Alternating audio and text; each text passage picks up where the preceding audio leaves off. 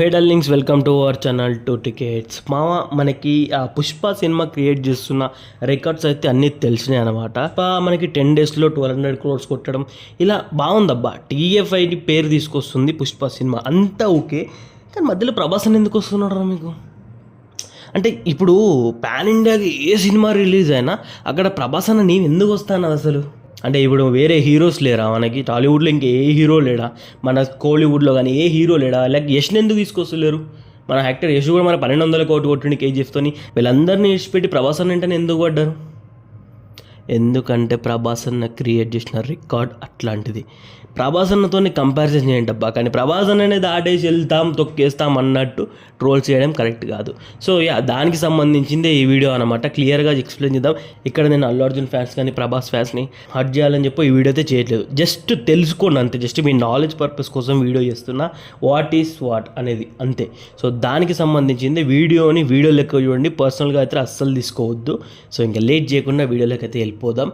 So let's begin the video. Matter ఏంటంటే Prabhas versus Allu Arjun, Pushpa versus Baahubali, ఇలా అయితే ఒక ట్రెండింగ్ హ్యాష్ ట్యాగ్ చేసి ఫ్యాన్ వార్స్ చేసుకుంటున్నారు కొంతమంది చెత్తనా కొడుకులు.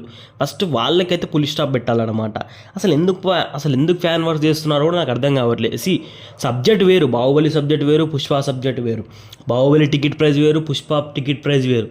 పుష్ప రిలీజ్ అయిన టైం వేరు, బాహుబలి రిలీజ్ అయిన టైం వేరు. ఇవన్నీ క్యాలిక్యులేషన్స్లోకి తీసుకోరా మీరు? సో మనకి బాహుబలి రిలీజ్ అయింది 2017లో. అప్పుడు టికెట్ ప్రైస్ ఎంత? 50 rupees, 100 rupees, 150 rupees.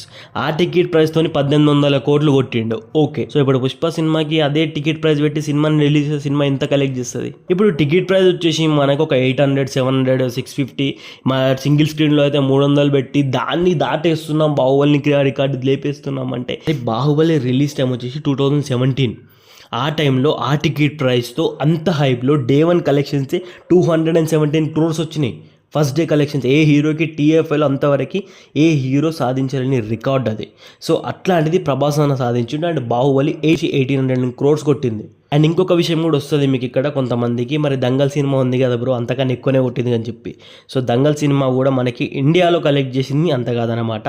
Dangal cinema release అయినప్పుడు, మన ఇండియాలో రిలీజ్ అయినప్పుడు 1700 crores, 1600 crores ఏమో కొట్టింది. దాని తర్వాత మళ్ళీ ఆ సినిమాని మనకి జపాన్లో మళ్ళీ కొన్ని లాంగ్వేజ్లో రిలీజ్ చేశారు. అప్పుడు ఆ సినిమా గ్రాస్ అనేది అంత వచ్చింది. దంగల్ సినిమాకి అనేది అన్ని కోట్లు అయితే వచ్చినాయి. బట్ బాహుబలి రిలీజ్ అనేది జస్ట్ మన రీజనల్ లాంగ్వేజ్. పుష్ప సినిమాని కంపేర్ చేయాల్సిన అవసరమే లేదు. ఫస్ట్ ఆఫ్ ఆల్ బాహుబలి 2తోని, ఎందుకంటే ఆల్రెడీ చెప్పేసిన. సో ఇప్పుడు సరే ఓకే, అది విడిచిపెట్టండి అబ్బా. సలార్ కాడికి వస్తారు. మరి సలార్ ఏమైంది బ్రో, సలార్ ఎందుకు కొట్టలేదని చెప్పి కొంతమంది అంటారు.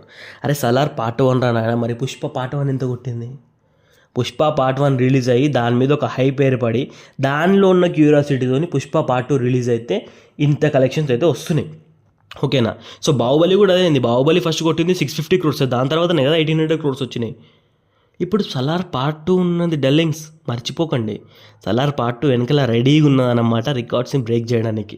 ఓకేనా? సో కంపారిజన్ అయితే ఫస్ట్ ఆఫ్ ఆల్ ఆపేయండి. బాహుబలికి దీనికి కంపేర్ చేయడం, మినిమం నాలెడ్జ్ ఉన్న ఏ ఒక్క నా కొడుకు కన్నా ఈజీగా అర్థమైపోతుంది అనమాట. అప్పుడు టికెట్ ప్రైస్ వేరు, ఇప్పుడు టికెట్ ప్రైస్ వేరు, అప్పుడు సిచ్యువేషన్ వేరు, ఇప్పుడు సిచ్యువేషన్ వేరు అని చెప్పేసి అదొక్కటి మైండ్లో అయితే పెట్టుకోండి. ఎగిరెగిరి వాడకండి ఎక్కువ, అర్థమవుతుందా? ఎంత ఎగిరి పడితే తర్వాత అంత కింద పడాల్సి వస్తుంది, గుర్తుపెట్టుకోండి. అసలుకేముంది, డార్లింగ్ లైన్గా లైనప్ ఉన్నది, సలార్ 2 ఉన్నది, కల్కి 2 ఉన్నది, దాని తర్వాత స్పిరిట్ కూడా ఉన్నది. సో ఆలోచించుకోండి, ఆలోచించి నిర్ణయం తీసుకోండి.